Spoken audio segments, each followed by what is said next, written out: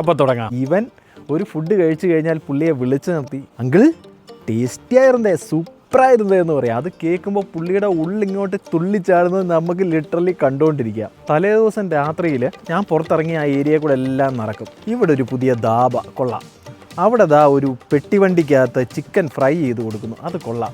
ഇവിടെ ദാ ഗൗണ്ടർ മെസ്, അവിടെ ദാ ഒരു വെജിറ്റേറിയൻ ഹോട്ടൽ. ഇപ്പോൾ തൊട്ടടുത്തിരുന്ന് കഴിച്ചുകൊണ്ടിരിക്കുന്ന എനിക്ക് ഗീതു മോഹൻദാസിനെ പോലെ സെയ്റ്റ് എന്ന് പറയണമെന്നുണ്ട്. പുള്ളിയപ്പോൾ ആദ്യം കേട്ടപ്പോൾ എന്നൊരു എക്സ്പ്രഷൻ, അതായത് ഇവൻ കാര്യമായിട്ട് പറഞ്ഞതാണോ അതോ ഇവൻ എനിക്ക് ടാക്കിയതാണോ എന്നൊക്കെ ഒരു ഇതിൽ. ആ 7 എണ്ണം ജീവൻ വേണമെങ്കിൽ അതിൻ്റെ ഒന്നും ഇടയിലേക്ക് പോയേക്കരുത്. ആ 2 ചെറുക്കന്മാരല്ല, അതിൽ ഒരുത്തം മിണ്ടുകയല്ല, അവൻ കുഴപ്പമില്ല. മറ്റവൻ്റെ അടുത്ത് മിണ്ടിയാൽ അവൻ നിങ്ങളെ പൂട്ടും, നിന്റെയൊക്കെ 1 മാസത്തെ ശമ്പളം അവന്മാർ തിന്നു തീർക്കുമെന്ന് പറയുന്നു. അപ്പോൾ തുടങ്ങാം. ഞാൻ വാളയാറിലെ കേരള തമിഴ്നാട് ബോർഡറിൽ എൻ്റെ PG ചെയ്ത 2 വർഷം ഒരു വിചിത്ര കാലമായിരുന്നു. അതിന് ഏറ്റവും സിമ്പിളായിട്ട് പറയുകയാണെങ്കിൽ 2 വർഷത്തോളം 7 പേര് രാവിലെ എണീക്കുന്നത് നാളെ എവിടെ പോയി ഭക്ഷണം കഴിക്കാം, നാളെ എന്ത് തരം വെറൈറ്റി ഫുഡ് കഴിക്കാം, നാളെ ഫുഡ് കഴിക്കാനുള്ള പൈസ ഇവിടെ നിന്ന് ഉണ്ടാക്കാം, ഈ ടൈപ്പ് കാര്യങ്ങളെക്കുറിച്ച് മാത്രം ചിന്തിച്ചാണ് ജീവിച്ചിരുന്നതെന്ന് പറഞ്ഞു കഴിഞ്ഞാൽ വിശ്വസിക്കാൻ പറ്റൂ. അശ്വതി, ക്രിസ്റ്റീന, മെറിൻ, നീതീഷ്, സൂര്യ, ശ്രുതി ആൻഡ് ഞാൻ, അങ്ങനെ 7 പേര്, 2 ആണുങ്ങളും 5 പെണ്ണുങ്ങളുമായിരുന്നു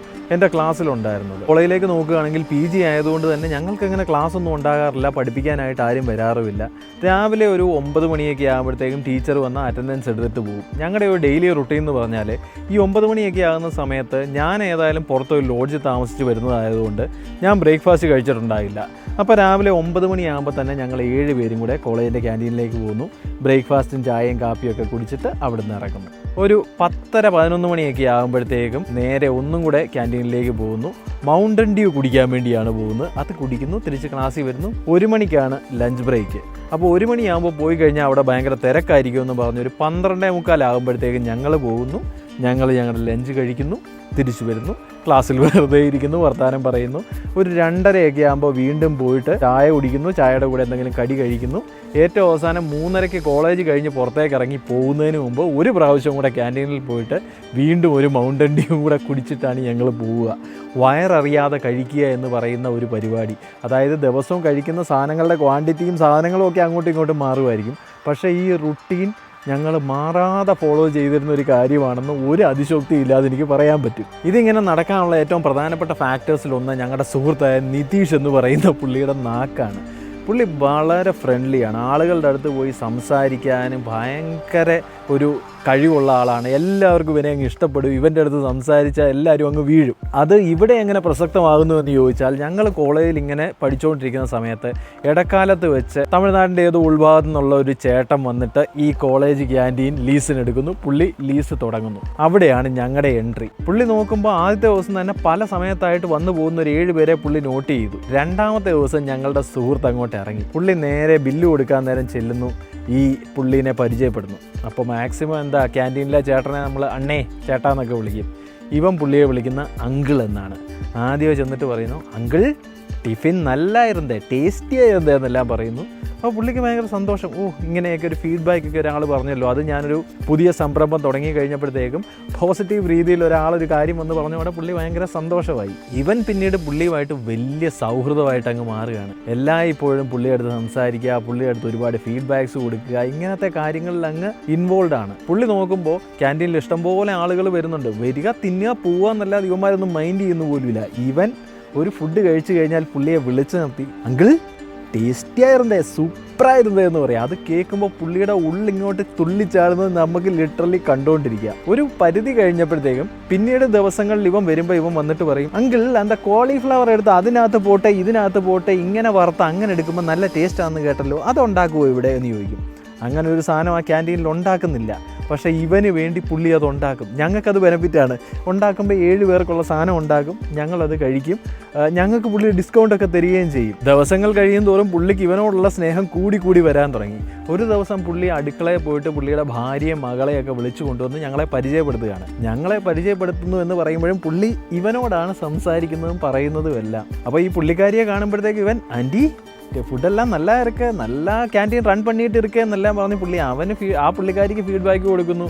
ഈ കൊച്ചിനെ കാണുമ്പോഴത്തേക്കും പാപ്പാ നല്ല ഇറക്കാ എന്നെല്ലാം പറഞ്ഞ് പുള്ളി അവളോട് സംസാരിക്കുന്നു. ഈ ക്യാൻറ്റീനിലെ ചേട്ടന് ഇവനെ കൊണ്ട് മകളെ കെട്ടിച്ചാൽ കൊള്ളാവുന്നത് ഉറപ്പായിട്ടും തോന്നിക്കാണും. എനിക്കത് ഫീൽ ചെയ്യുന്നുണ്ട്. കാരണം പുള്ളിയുടെ സംസാരത്തിൽ പുള്ളി ഇങ്ങനെ തമ്പിയെ പറ്റി ഞാൻ പറഞ്ഞിട്ടില്ലേ, ആ ആളാണ് മോളെ എന്നൊക്കെ പറഞ്ഞ് മകൾക്ക് ഇൻട്രൊഡ്യൂസ് ചെയ്യാണ്. അപ്പോൾ തൊട്ടടുത്തിരുന്ന് കഴിച്ചുകൊണ്ടിരിക്കുന്ന എനിക്ക് ഗീതു മോഹൻദാസിനെ പോലെ സെയ്റ്റ് എന്ന് പറയണമെന്നുണ്ട്. കാരണം എൻ്റെ മകളെ നീ കല്യാണം കഴിക്കുന്നോ എന്ന് പുള്ളിക്ക് ചോദിക്കണമെന്നുണ്ട് എന്നെനിക്ക് ഫീൽ ചെയ്യുകയാണ്. പുള്ളി കുറച്ച് കാലം അവിടെ ഉണ്ടായിരുന്നുള്ളൂ. കാരണം ഞങ്ങൾ മാത്രം അവിടെ വന്ന് നല്ലത് പറയുന്നു, പുള്ളി നിറയെ വെറൈറ്റി ഫുഡൊക്കെ ഉണ്ടാക്കുന്നു. പക്ഷേ ഒരു നിഷ്കളങ്കനായ മനുഷ്യരായിരുന്നുകൊണ്ട് എനിക്ക് തോന്നുന്നു പുള്ളിക്ക് ബിസിനസ് അത്ര സ്യൂട്ട് ആയില്ല എന്ന് തോന്നുന്നു. അവസാനം പുള്ളി ആ കോൺട്രാക്ട് ഉപേക്ഷിച്ച് അവിടുന്ന് പോകേണ്ട സാഹചര്യം ഉണ്ടായി. ആ ദിവസങ്ങളിൽ രാവിലെ വന്ന് അറ്റൻഡൻസ് എടുത്തിട്ട് ഞങ്ങൾ പുറത്തിറങ്ങാൻ തുടങ്ങി. അന്ന് മുതലാണ് എനിക്ക് പണി തുടങ്ങിയത്. തലേ ദിവസം രാത്രിയിൽ ഞാൻ പുറത്തിറങ്ങി ആ ഏരിയ കൂടെ എല്ലാം നടക്കും. ഇവിടെ ഒരു പുതിയ ധാബ കൊള്ളാം, അവിടെ ഒരു പെട്ടിവണ്ടിക്കകത്ത് ചിക്കൻ ഫ്രൈ ചെയ്ത് കൊടുക്കുന്നു, അത് കൊള്ളാം.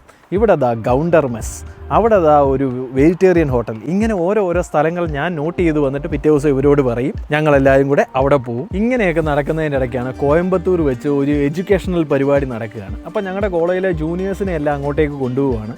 അപ്പോൾ ഈ ടീച്ചേഴ്സ് നോക്കിയപ്പോൾ ഞങ്ങൾ 7 പേര് രാവിലെ വരുന്നു, ഒരു പണിയില്ലാതെ അവിടെ ഇരിക്കുകയാണ്. അപ്പോൾ പിന്നെ ഞങ്ങളോടും പറഞ്ഞു നിങ്ങളും വന്ന് വണ്ടിയെ കയറും. അങ്ങനെ ഞങ്ങൾ 7 പേരും കയറുന്നു, അവിടെ പോകുന്നു, ഈ പരിപാടിയുടെ ഇടയിലെല്ലാം നിൽക്കുന്നു. അങ്ങനെ ഏകദേശം ഉച്ചയായി. അപ്പോൾ ഇത്രയും നേരം കഴിക്കാത്തതുകൊണ്ട് ഞങ്ങൾക്കെല്ലാം ഇങ്ങനെ കൈവറച്ചുകൊണ്ടിരിക്കുകയാണ്. അങ്ങനെ നിൽക്കുന്ന സമയത്ത് ഞങ്ങളുടെ ഒരു സാറ്, പുള്ളിയുടെ പേര് സാമുവൽ തങ്കരാജ് എന്നാണ്. പുള്ളിയാണെങ്കിൽ വളരെ മാന്യനായിട്ടുള്ള ഒരു വ്യക്തിയാണ്. അപ്പോൾ പുള്ളി ഇങ്ങനെ ഞങ്ങളുടെ കൂടെ നടക്കുന്നതിനിടയ്ക്ക് നിതീഷ് എന്നിട്ട് പുള്ളിയോട് വന്നു, സാർ ഞങ്ങളുടെ കഴിഞ്ഞ പ്രാവശ്യത്തെ റിസൾട്ട് കണ്ടായിരുന്നല്ലോ അല്ലേ, അപ്പോൾ കഴിഞ്ഞ സെമസ്റ്ററിന് ഞങ്ങൾക്ക് എല്ലാവർക്കും കുഴപ്പമില്ലാത്ത മാർക്കുണ്ട്. അപ്പോൾ പുള്ളി പറഞ്ഞു കണ്ടു എല്ലാവർക്കും നല്ല മാർക്കുണ്ടല്ലേ എന്ന് പറഞ്ഞു. അദ്ദേഹം പറഞ്ഞു അതെ സാറൊക്കെ ഞങ്ങളെ നല്ലപോലെ പഠിപ്പിച്ചുകൊണ്ട് ഞങ്ങൾക്ക് നല്ല മാർക്ക് കിട്ടി. അപ്പോൾ സാമുവൽ ഇങ്ങനെയൊക്കെ വയ്ക്കുന്നു. അപ്പോൾ ഇവൻ പറയുന്നു അല്ല സാർ സീരിയസ്ലി സാറൊക്കെ കൃത്യമായിട്ട് ഞങ്ങൾക്ക് കാര്യങ്ങൾ പറഞ്ഞു തന്നുകൊണ്ടാണ് ഇങ്ങനെയൊക്കെ ആയത്, ഞങ്ങൾക്ക് അതിൻ്റെയൊക്കെ നന്ദിയും സ്നേഹമൊക്കെ എപ്പോഴും ഉണ്ട് എന്ന് പറയുന്നു. അപ്പോൾ ഏകദേശം ഞങ്ങളുടെ സാറ് പാപ്പമാ ലെവലിലേക്കൊക്കെ പോയിക്കൊണ്ടിരിക്കുന്നതിൻ്റെ ഇടയ്ക്ക് ഇവൻ ആ വെടിയും പൊട്ടിച്ച് ഇവൻ പറഞ്ഞു സാറേ ഞങ്ങളേതായാലും ഫൈനൽ ഇയർ ആണ്, ഞങ്ങളിപ്പോൾ അധികം താമസിക്കാൻ ഇനി കോളേജ് വിട്ടു പോകും, നമുക്കിനി എപ്പോഴാണ് നല്ല ഓർമ്മകളൊക്കെ. ഇപ്പം നമ്മൾ പുറത്ത് വന്ന സ്ഥിതിക്ക് സാറിന് ഞങ്ങൾക്ക് വേണമെങ്കിൽ ഞങ്ങൾ നല്ല മാർക്കൊക്കെ മേടിച്ചതിൻ്റെ ഒരു സന്തോഷത്തിന് ഞങ്ങൾക്ക് വേണമെങ്കിൽ ലഞ്ച് മേടിച്ച് തരാം കേട്ടോ എന്നിങ്ങനെ പറഞ്ഞു. പുള്ളി അപ്പോൾ ആദ്യം കേട്ടപ്പോൾ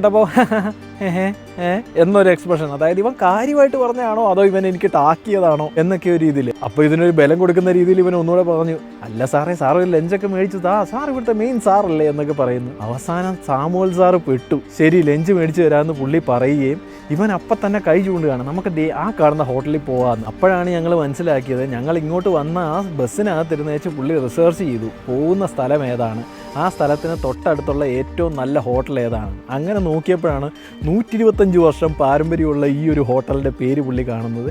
കൃത്യമായിട്ട് പ്ലാൻ ചെയ്ത് സാമുവൽ സാറിനെ കൊണ്ട് ഞങ്ങൾ അതിനകത്ത് കയറി. ഈ സംഭവം നടക്കുന്ന 2016-ലാണ്.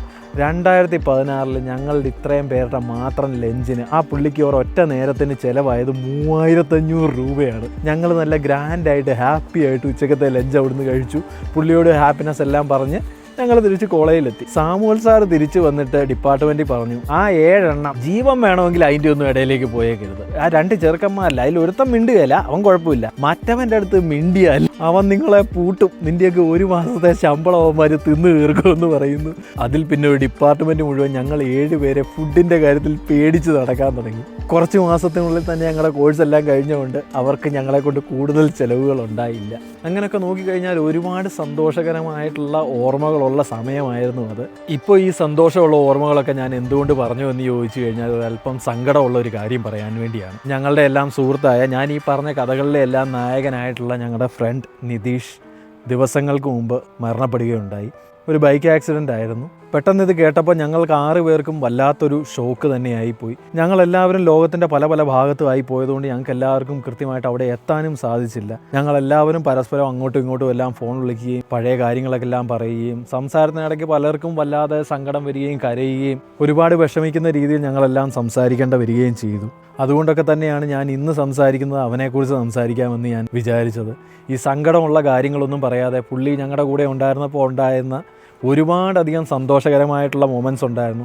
അതിലൊന്നോ രണ്ടോ എണ്ണമാണ് ഞാൻ ഇന്ന് പറഞ്ഞത്. ഇന്ന് ഈ ലോകത്ത് പ്രിയപ്പെട്ടവരുടെ കൂടെ ഒന്നുമില്ലാത്ത നിതീഷിന് നിത്യശാന്തി കിട്ടട്ടെ എന്ന് ഞാൻ പ്രതീക്ഷിക്കുകയാണ്. എനിവേയ്സ്, ഞാൻ ഇന്നത്തെ ഈ കഥ വൈൻഡപ്പ് ചെയ്യുകയാണ്. ഇന്ന് ഞാൻ പറഞ്ഞ കഥകളിലെ ഒരു പ്രധാനപ്പെട്ട ഫാക്ടർ എന്ന് പറയുന്നത് പഠിക്കാൻ പോയിട്ട് പഠിത്തം എന്ന് പറയുന്ന കാര്യമൊന്നും നടന്നില്ല എന്നുള്ളതാണ്. സോ പഠിക്കാൻ പോയിട്ട് പഠിക്കാതിരുന്നു കഴിഞ്ഞാൽ വേറെയും വലിയ വലിയ പ്രശ്നങ്ങളുണ്ടാകാം. അത്തരത്തിലുണ്ടായ ഒരു പ്രശ്നത്തിനെ പറ്റി ഇനി ഞാൻ വരുമ്പോൾ പറയാം. Till we meet again, this is your neighbour Mallu, RJ Sharon, signing off.